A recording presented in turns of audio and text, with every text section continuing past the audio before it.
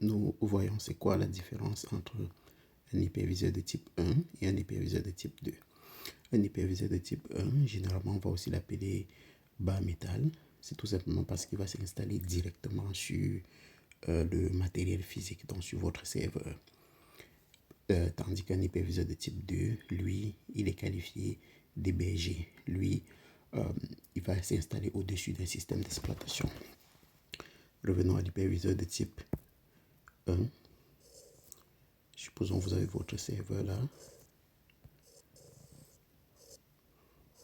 Donc avec ses ressources physiques comme le CPU processeur, la RAM, le GPU et d'autres ressources physiques nécessaires. On va directement venir ici, installer un hyperviseur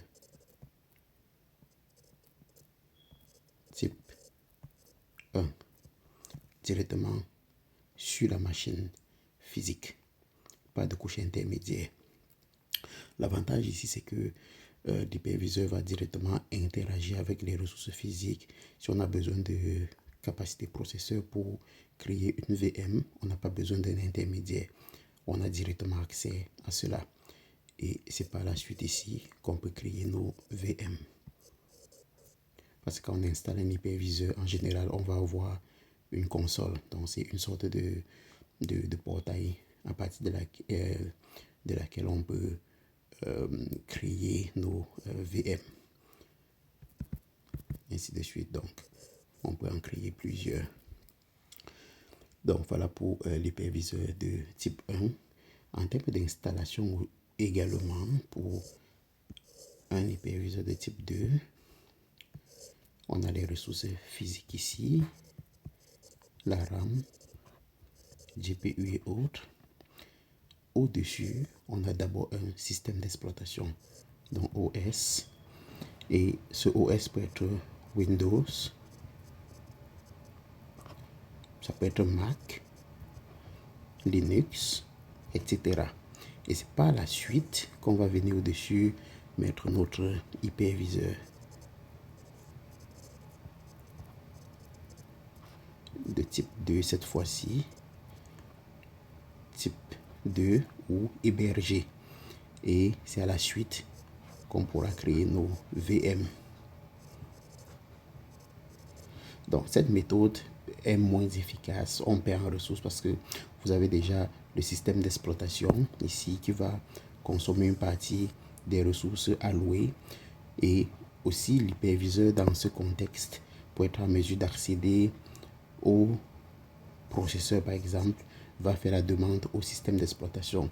Dans ce cas-ci, vous voyez qu'on ajoute une couche intermédiaire supplémentaire, ce qui rend ce modèle moins efficace. Pas inutile, mais juste moins efficace. Donc, quelques exemples d'hyperviseurs. Si on revient au type 1, on va voir par exemple VMware ESXi. Ça, c'est un exemple. Ce contexte, c'est plus ce qu'on retrouve en entreprise. Hein. VMware ESXi. Il y a aussi des versions gratuites comme Proxmox. De ce côté, on va avoir VMware Workstation.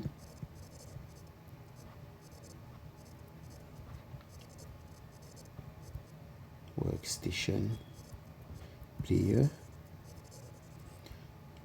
On peut aussi avoir des choses comme VirtualBox pour des versions gratuites. Ici, je vais aussi ajouter Hyper-V qui sont comme ça des options. Donc voilà un petit peu récapituler les différences fondamentales entre un hyperviseur de type 1 et un hyperviseur de type 2. Donc ça réside essentiellement au niveau de l'installation, au niveau de l'efficacité et aussi pour terminer les cas d'utilisation. Je vais utiliser un hyperviseur de type 2 ici plus pour des environnements de test. Peut-être je vais tester sur mon laptop.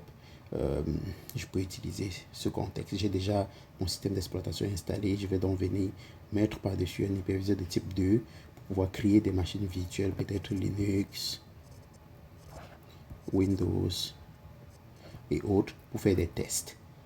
Un développeur qui veut tester des choses dans un système d'exploitation particulier, il peut prendre cette approche. Mais si je suis en entreprise et que je veux déployer les machines virtuelles pour déployer des applications et que je veux vraiment être efficace, il faut que je sois dans ce contexte entreprise. Donc il faut que j'utilise la méthode hyperviseur type 1. Merci.